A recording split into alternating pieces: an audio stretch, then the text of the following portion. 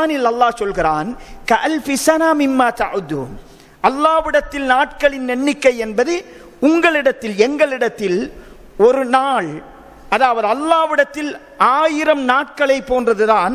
கஅல்ஃபி ஸனா மிம்மா தஅதுன், 1000 வருடங்களை போன்றதுதான்.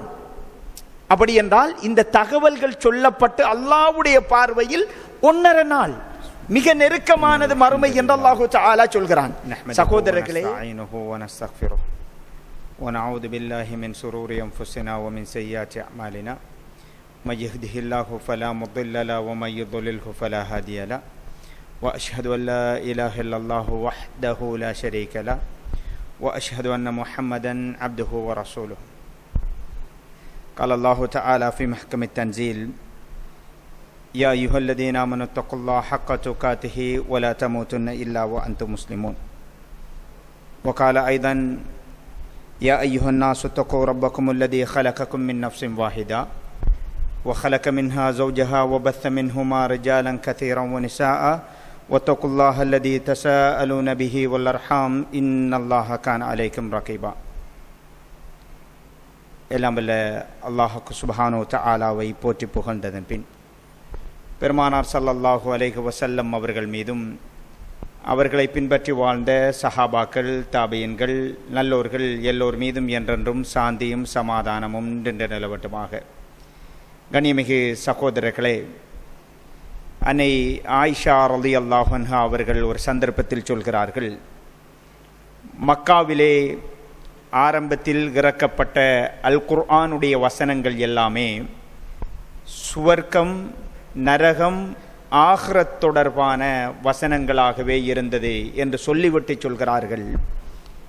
ஒருவேளை ஆரம்ப வசனங்கள் விபச்சாரம் தொடர்பாகவும் மதுவின் பாரதூரம் தொடர்பாகவும் சொல்லப்பட்டிருந்தால் நீங்கள் அதை ஏற்றுக்கொண்டிருக்க மாட்டீர்கள் என்று ஆயிஷா ரலியல்லாஹு அன்ஹா அவர்கள் சொல்கிறார்கள்.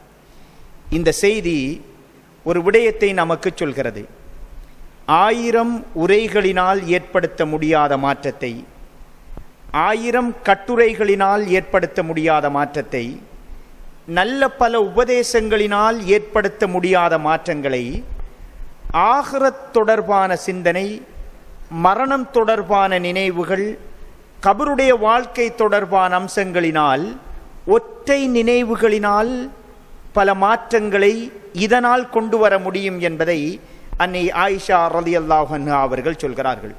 கண்ணியமிகு சகோதரர்களே, எங்களுடைய வாழ்க்கையில் அல்லாஹு தஆலா எல்லா நேரங்களிலும் மரணத்தை நினைவுபடுத்தக்கூடிய அம்சங்களை தொடர்ந்து வைத்திருப்பதை பார்க்கிறோம். ஒருவரின் ஈமான் வலுவடைவதற்கும் ஒருவரின் நடத்தைகள் இந்த உலகத்தில் அல்லாஹ்வுக்கு பொருத்தமான விதத்தில் அமைவதற்கும் மரணம் தொடர்பான, பர்ஸகுடைய கபருடைய வாழ்க்கை தொடர்பான, சுவர்க்கம் நரகம் தொடர்பான நினைவுகள் என்பது முக்கியமானது. அதற்கு அடுத்ததுதான் அடுத்த அம்சங்கள்.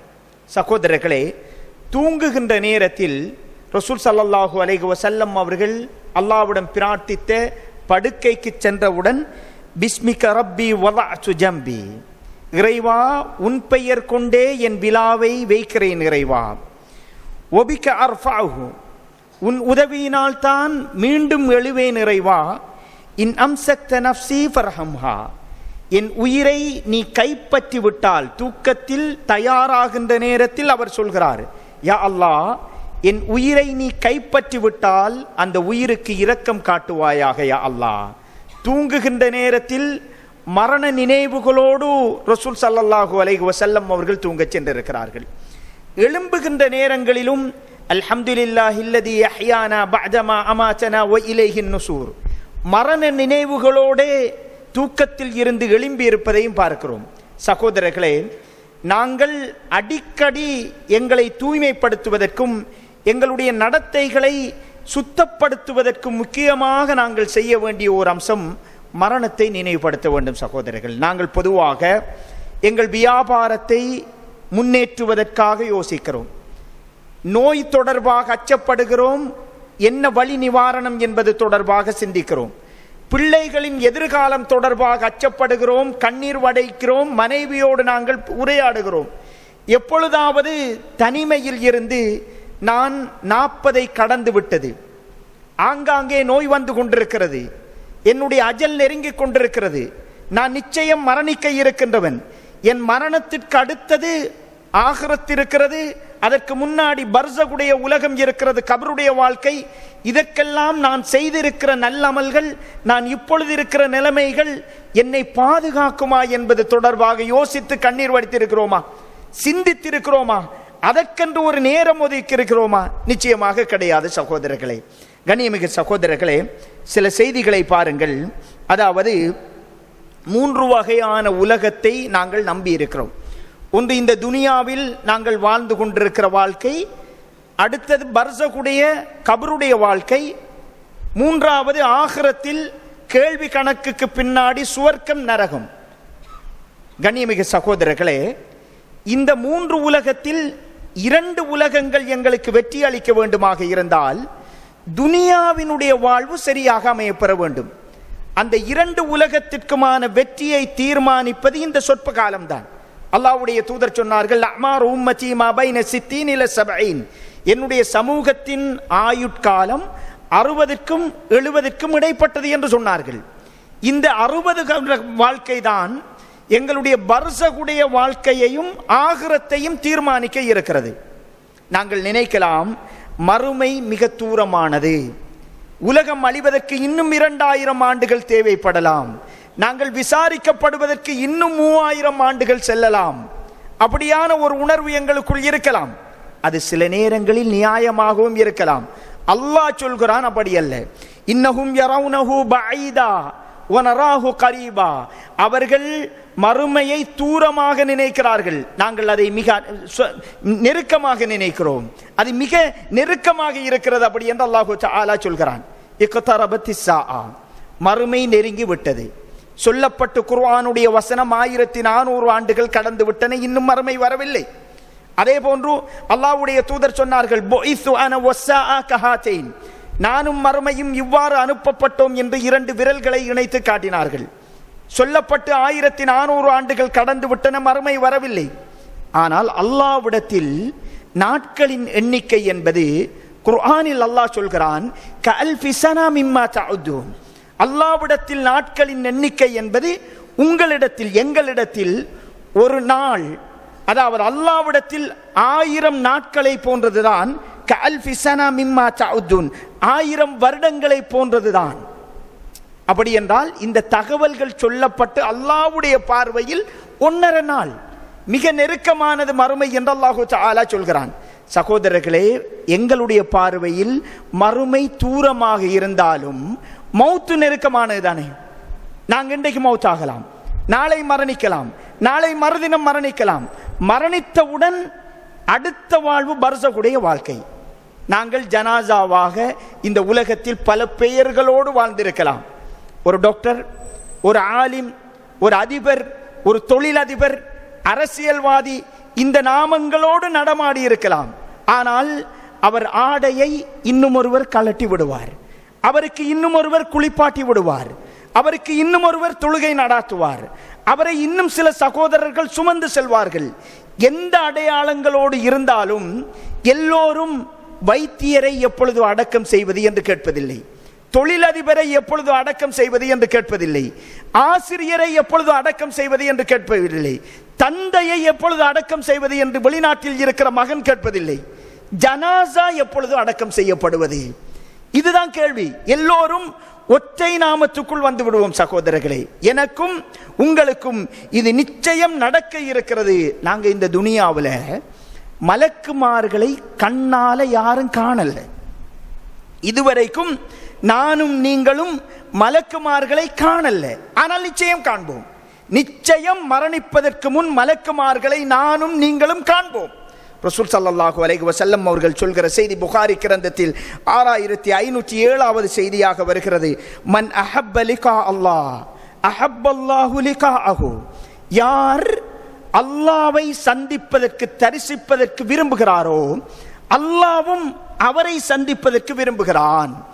யார் அல்லாஹ்வை சந்திப்பதற்கு வெறுக்கிறாரோ அல்லாஹ்வும் அவரை சந்திப்பதற்கு வெறுக்கிறான். ஆயிஷா நாய் கேட்கிறாங்க, யா ரசூலல்லாஹ், அல்லாவை சந்திப்பதென்றா நாங்க மௌத்தாகணும். மௌத்து எங்கள் எல்லோருக்கும் கஷ்டமானது தான். யாரும் மௌத்தை விரும்பி கேட்கல. அப்படி என்றால் அல்லாவும் எங்களை வெறுப்பானா சந்திப்பதற்கு என்று கேட்கிறாங்க. ஸல்லல்லாஹு அலைஹி வஸல்லம் அவர்கள் சொல்கிறார்கள், ஆயிஷாவே, அல்லாஹ் விரும்புவதும் அல்லாஹ் வெறுப்பதும் இதன் அர்த்தம் அல்ல. ஒருவரின் உயிர் தொண்டை குழியை வந்தடையும், இதய துடிப்பு அதன் இறுதி கட்டத்தை நெருங்கிவிடும், விரல்கள் ஒன்றோடு ஒன்று பின்னிவிடும், பார்வை மேல் நோக்கி அசைந்துவிடும். இந்த தருணத்தில் மலக்குமார்கள் அவரை சந்திப்பார். மலக்குமார்களை அவர் சந்திப்பார். எல்லோரும் சக்கராத்துடைய வேதனையை அனுபவிக்க வேண்டும்.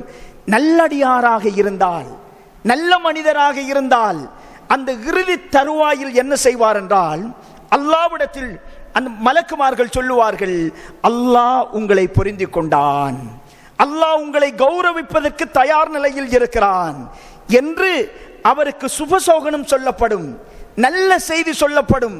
அதை கேட்டவுடன் அந்த மனிதர், அல்லாஹு தஆலா அப்படியான மனிதர்களாக என்னையும் உங்களை மாக்க வேண்டும். சகோதரர்களே, மலக்குமார்களின் இந்த வார்த்தையை கேட்டவுடன் அந்த மனிதர் உடனே சொல்லுவார், அவருடைய மனம் நினைக்கும், இந்த உலகத்தில் இருந்து உடனே நான் விடை பெற வேண்டும், எனக்கான அந்த கௌரவிப்பை நான் அடைய வேண்டும் என்கிற மனோநிலைக்கு அவர் வந்து விடுவார். ரசூலுல்லாஹ் சொல்றாங்க, இந்த மனிதரை அல்லாஹ்வும் சந்திப்பதற்கு நேசிக்கிறான், விரும்புகிறான். அதுவே ஒரு பாவியாக இருந்தால், நிராகரிப்பாளராக இருந்தார், உயிர் தொண்டை குழியை வந்தடைந்து கண்கள் எல்லாம் பார்வை மேல் நோக்கி சென்ற பிறகு விரல்கள் விரலோடு பின்னிய பொழுது மலக்குமார்கள் அவரை எச்சரிப்பார்கள். அவர் பாவம் தொடர்பாக நீங்கள் பாவி என்பது அவருக்கு மலக்குமார்கள் மூலம் அடையாளப்படுத்தப்படும். அவர் காண்பார் சகோதரர்களே. அந்த நேரத்தில் அவர் மௌத்தை வெறுப்பார். அந்த கட்டத்தில் நான் மரணிக்க கூடாது, எனக்கு பெரும் தண்டனை இருக்கிறது, மௌத்தை வெறுத்து கொண்டே இருப்பார். இந்த மனிதரை அல்லாஹ்வும் சந்திப்பதற்கு வெறுக்கிறான் என்று ஸல்லல்லாஹு அலைஹி வஸல்லம் அவர்கள் சொல்கிற செய்தியை பார்க்கிறோம். சகோதரர்களே, ஆயிஷா ரலியல்லாஹு அன்ஹா அவர்கள் சொல்கிறார்கள், அல்லாஹ்வுடைய தூதர் ஸல்லல்லாஹு அலைஹி வஸல்லம் அவர்கள் சக்கராத்துடைய வேதனையில் இருந்தார்கள். அந்த சக்கராத்துடைய வேதனையை நான் பார்த்த பிறகு என் மனதுக்குள் நான் நினைத்து கொண்டேன், இந்த உலகத்தில் சக்கராத்துடைய வேதனையை சந்திக்காமல் யாரும் மௌத்தாக கூடாது என்பதை நான் நினைத்தேன். ஏனென்றால் அல்லாஹ்வுடைய தூதர் அந்த அளவுக்கு வலிகளை அந்த வேதனையில் சுமந்தார்கள், அதை நான் பார்த்தேன். அதனால் எல்லோரும் இந்த துனியாவில் அதை சந்திக்க வேண்டும் என்று நான் ஆசைப்பட்டேன் என்று ஆயிஷா ரலியல்லாஹு அன்ஹா அவர்கள் சொல்கிறார்கள். புகாரி கிரந்தத்தில் 86வது செய்தியாக வருகிறது. ரசூல் ஸல்லல்லாஹு அலைஹி வஸல்லம் அவர்கள் சூரிய கிரகண தொழுகை நீண்ட தொழுகை நடாத்தி கொண்டிருக்கிறார்கள். ஆயிஷா ரலியல்லாஹு அன்ஹா அவர்கள் மயங்கி விழுகிறார்கள். தண்ணீரை எடுத்து தலையில் ஊற்றுகிறார்கள். தொழுகையில் மீண்டும் இணைந்து கொள்கிறார்கள்.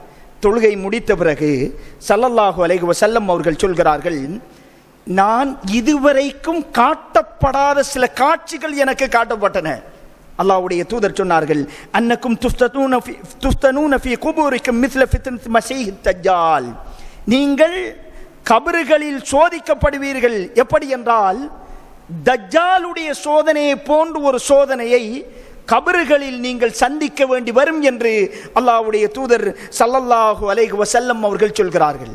சகோதரர்களே, இந்த துனியாட வாழ்க்கை 60 வருஷம்தான். ரசூல் ஸல்லல்லாஹு அலைஹி வஸல்லம் அவர்கள் பர்ஸகுடைய வாழ்க்கை, கபருடைய வாழ்க்கையில் இன்று வரைக்கும் இருந்து கொண்டிருக்கிறார்கள். ஆயிரக்கணக்கான ஆண்டுகள். எங்களுக்கு கபருடைய வாழ்க்கை எத்தனை ஆண்டு தெரியாது. அந்த கபரிலே மகிழ்ச்சியாக, நிம்மதியாக, சந்தோஷமாக, புது மணமகனை போன்று உறங்க வேண்டுமாக இருந்தால் இந்த 60 வருடத்தையும் சரியாக பயன்படுத்த வேண்டும். சகோதரர்களே, கண்ணியமிகு சகோதரர்களே, இன்னும் ஒரு செய்தியை பாருங்கள். அடிக்கடி ரசூல் ஸல்லல்லாஹு அலைஹி வஸல்லம் அவர்கள் ஒவ்வொரு தொழுகையிலும் அல்லாஹும்ம இன்னி அஊது பிக மின் அதாபில் கபர், கபருடைய வேதனையில் இருந்து அல்லாஹ்விடத்தில் பாதுகாவல் தேடி இருக்கிறார்கள். ஏனென்றால் அந்த பயங்கரத்தை ரசூல் ஸல்லல்லாஹு அலைஹி வஸல்லம் அவர்கள் பார்த்திருக்கிறார்கள், எடுத்து காண்பிக்கப்பட்டிருக்கிறது. அது தொடர்பாக தனது தோழர்களை கடுமையாக எச்சரித்திருக்கிறார்கள். அல்லாஹு தஆலா 23 ஆண்டுகள் குர்ஆனுடைய வசனங்களை இறக்கிறான். இதுல ஆக கடைசியாக இறைவன் சொன்ன செய்தி என்ன தெரியுமா? ஒத்தகு யோமன் துர்ஜஊன ஃபீஹி இலல்லாஹ், ஒரு நாளை பயந்து கொள்ளுங்கள், அந்த நாளில் நீங்கள் எல்லோரும் அல்லாஹ்வின் பால் மீட்கப்படுவீர்கள், அந்த நாளை அஞ்சிக் கொள்ளுங்கள். இதுதான் அல்லாஹ்வினுடைய இறுதி செய்தி. குர்ஆனில் நபிமார்களின் வரலாறு உண்டு. நரக வேதனை தொடர்பாக பேசப்படுகிறது, எல்லா அம்சங்களும் பேசப்படுகிறது. இறுதியாக அல்லாஹ் எங்களுக்கு சொன்ன செய்தி, ஒரு நாளை பயந்து கொள்ளுங்கள், அந்த நாளில் நீங்கள் எல்லோரும் இறைவன் பால் மீட்கப்படுவீர்கள் என்ற செய்தியை அல்லாஹு தஆலா நினைவுபடுத்துகிறான். அல்ஹாகுமுத் தகாசுர், அதிகமாக சொத்து சுகங்கள் தேட வேண்டும் என்பது உங்களை பராக்காக்கி விட்டது. ஹத்தா ஸுர்துமுல் மகாபிர், நீங்கள் கபறுகளை சந்திக்கின்ற வரைக்கும் தான். மௌத்தானிங்க, அதோடு இந்த உலகத்தில் நீங்கள் பெரிதாக நினைத்ததெல்லாமே, இந்த உலகத்தில் நீங்கள் பெரும் சாதனை என்று நினைத்த எல்லாமே தவிடுபொடியாக மாறிவிடும். உங்களை கபரிலே கொண்டு போய் வைத்தவுடன் அதை அறிந்து கொள்வீர்கள். பணம், வசதி, பட்டங்கள் இவைகளை அடைந்து கொள்வதற்கு அடுத்தவர்களை அவமானப்படுத்தி சுரண்டி அவர்களை பறித்து ஹராத்தை தேடினீர்கள். அவை எல்லாமே பூச்சியம் என்பதை கபரிலே உங்களை கொண்டு போய் வைக்கிற பொழுது தெரிந்துவிடும் என்று அல் குர்ஆனில் அல்லாஹு தஆலா சொல்கிறான்.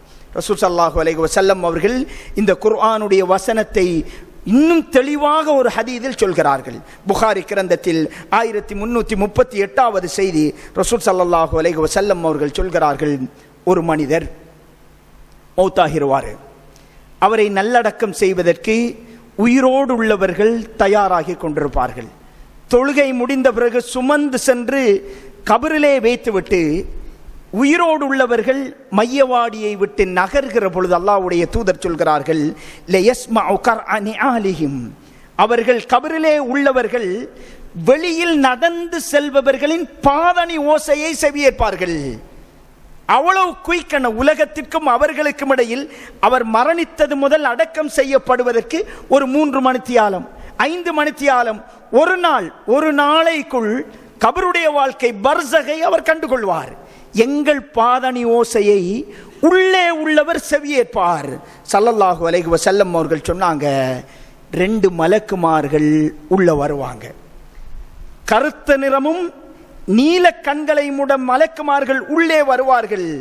வந்து உறங்கிக் கொண்டு ஜனாசாவாக இருந்தவரை எழுப்பாட்டி இருப்பாட்டுவார்கள். சகோதரர்களே, கஷ்டமான கேள்விகள் அல்ல. இந்த உலகத்தில் பரீட்சையில் மாணவர்கள் கடுமையாக படிக்கிறார்கள், படித்தும் தோற்று போகிறார்கள். காரணம், என்ன கேள்வி கேட்கப்பட போகிறது என்பது தெரியாது, அந்த பரீட்சையின் தரம் தெரியாது, மிக சிரமப்படுகிறார்கள். கேள்வி தெரியாது.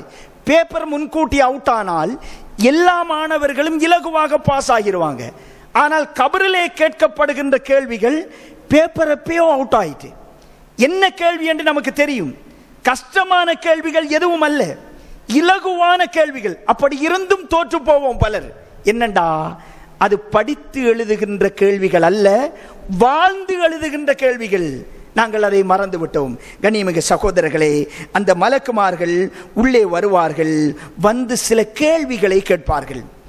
உங்களுடைய தீன் என்ன? உங்களுடைய ரப்பு யார்? முஹம்மதை ஸல்லல்லாஹு அலைஹி வஸல்லம் அவர்களை பற்றி நீங்கள் என்ன நினைக்கிறீர்கள்?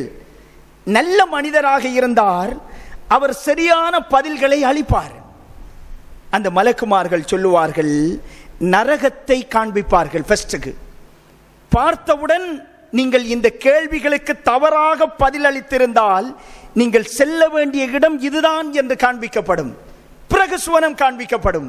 அந்த தருணம் எங்களோட மனோநிலை எப்படி இருக்கும் சகோதரர்களே? அவர் நல்ல கேள்விகள், நல்ல மனிதர், பதில்கள் சரியாக அளிக்கப்பட்டால் அவர் கபூர்ல சில விஷயம் நடக்கும். முதல் விடயம் என்னவென்றால், சுவனத்தின் விரிப்பு விரிக்கப்படும். நாங்க கொண்டு போய் வைக்கிற பாய் அல்ல, சுவனத்தில் இருந்து ஒரு சாட்டை வைக்கின்ற அளவுக்கு சுவனத்தில் இடம் கிடைப்பது கைரும் மின துன்யா வ மா ஃபீஹா, இந்த உலகம், இந்த உலகத்தில் உள்ள எல்லாவற்றையும் விட சிறந்தது. அவருடைய கபூர்ல அல்லாஹு தஆலா சுவனத்தின் விரிப்பை விரிப்பான். மேல நாங்க மரம் நட்ட தேவையில்லை, கபருக்குள்ள அவருக்கு விரிப்பு, சுவன விரிப்பு. இரண்டாவது அம்சம், சுவனத்தின் காற்று அவர் கபருக்குள் வந்து கொண்டே இருக்கும். மூன்றாவது, சுவன வாடையை அவர் நுகர்ந்து கொண்டே இருப்பார். நான்காவது, கபரு விசாலமாக்கப்படும். அவர் கண்ணெட்டிய தூரம் வரை கபரு விசாலமாக்கப்படும். அவருக்கு 6 அடி சொந்தமானதல்ல, அவருக்கு கண்ணெட்டிய தூரம் வரை அவருக்கான இடம்தான்.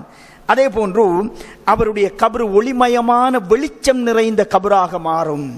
உடனே அந்த மனிதர் மலக்குமார்களிடம் சொல்லுவார், எனக்கு என் ஃபேமிலி கிட்ட இதை சொல்லணும், எனக்கு பெரியோரு பாக்கியம் கிடைச்சிருக்குது, என் மனைவி பிள்ளை பெற்றோர்களிடம் இதை பகிர்ந்து கொள்ள வேண்டும், எனக்கு வாய்ப்பளியுங்கள் என்று சொல்லுவார். மலக்குமார்கள், நீங்கள் புது மாப்பிள்ளை புது மணமகனை போன்று உறங்குங்கள் என்று சொல்லிவிட்டு அந்த இடத்தை விட்டு செல்லுவார்கள். கண்ணியமிகு சகோதரர்களே, இதுவே ஒரு பாவியாக ஒரு நிராகரிப்பாளராக இருந்தால் அவரிடம் அந்த மலக்குமார்கள் வருவார்கள், கேள்விகள் கேட்கப்படும், அவர் தெரியாது என்று அலறுவார்.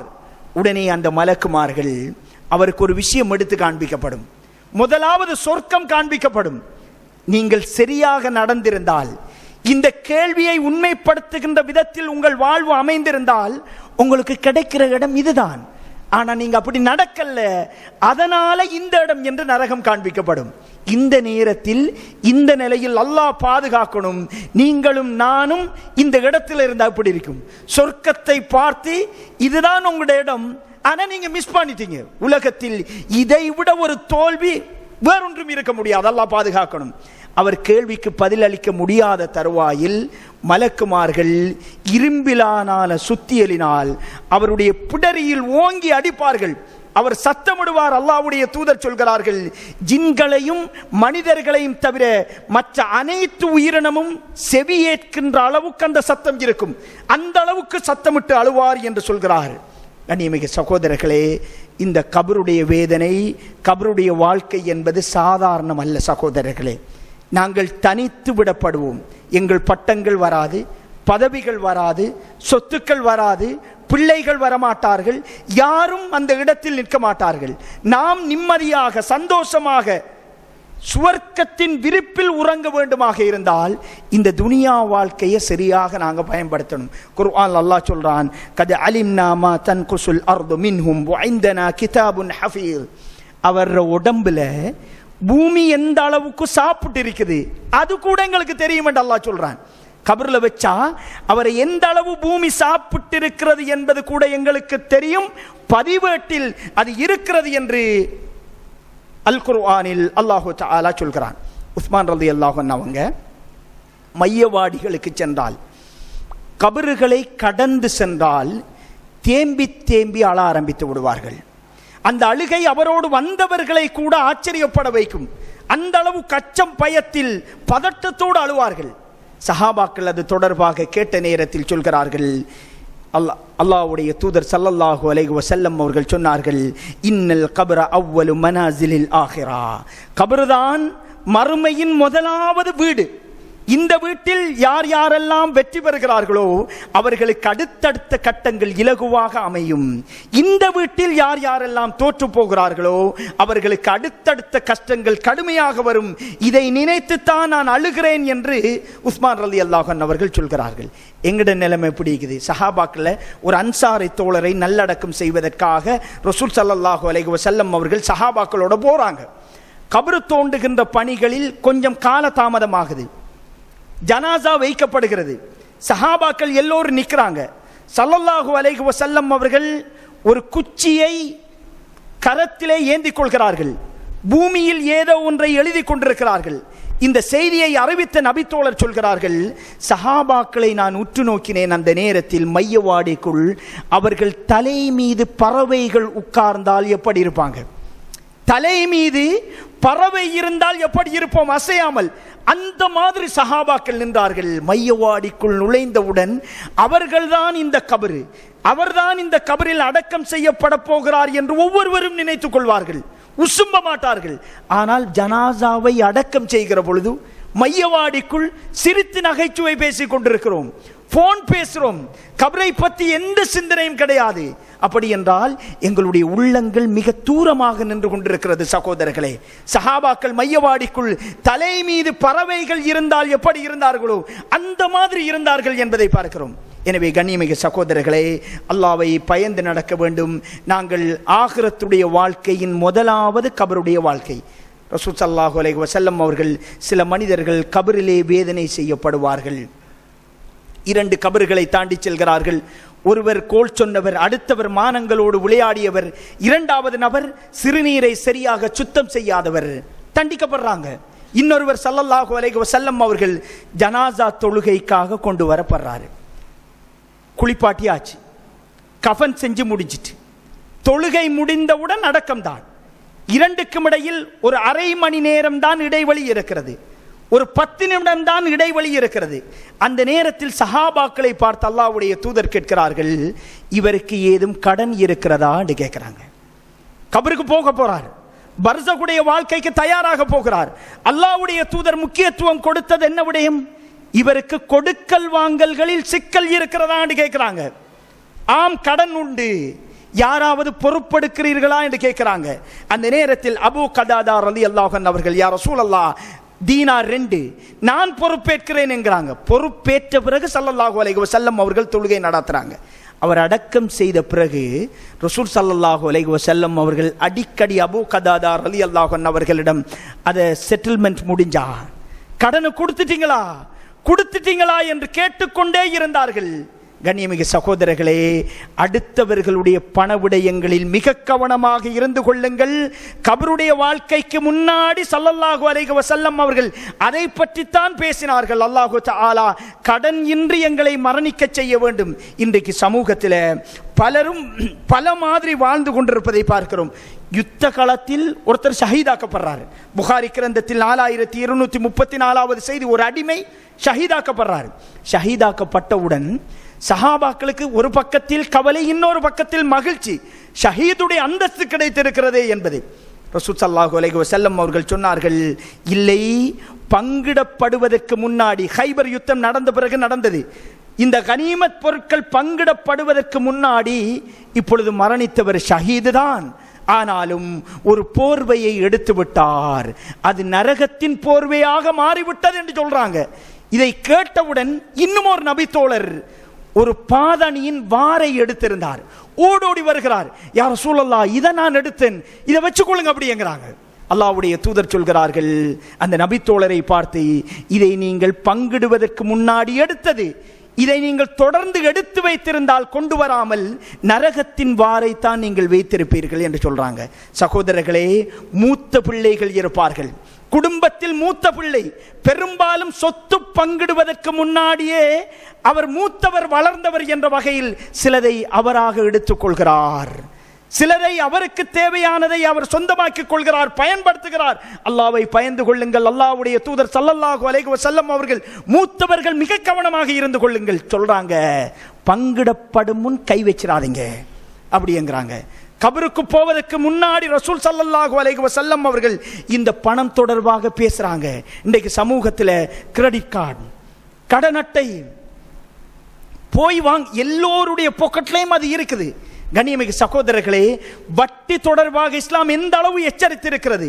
உலக மரபையே கிரெடிட் கார்டு மாத்தி இருக்குது. ஒரு பொருள் எந்த அளவுக்கு காசு இருந்துச்சோ அந்த அளவுக்கு தான் பொருள் வாங்கி கொண்டிருந்தோம். இப்பொழுது இல்லாத பணத்திற்கும் பொருள் வாங்க வைத்தது கிரெடிட் கார்டு. மாத்திரமல்ல, வட்டியை பொறுத்த வரைக்கும் எங்களுக்கு தெரியும் சகோதரர்களே, துணை காரணிகளையும் பெரும் தடையாக சொன்னது இஸ்லாம். அது புறச்சூழல்களையும் பாவம் என்று சொன்ன ஒரு பாவம் வட்டி தான். எழுதுறது, சாட்சியாக இருக்கிறது, வாங்கியவர் கொடுத்தவர் தான் நேரடியாக பயன்பெறாங்க. அவர்கள் மாத்திரம் பாவி என்று இஸ்லாம் அடையாளப்படுத்தல. சாட்சியாக இருந்தவர்கள், சைன் பண்ணினாக்கள், எல்லோருமே பாவிகள் என்று அடையாளப்படுத்தப்பட்ட ஒரு பாவம் வட்டி.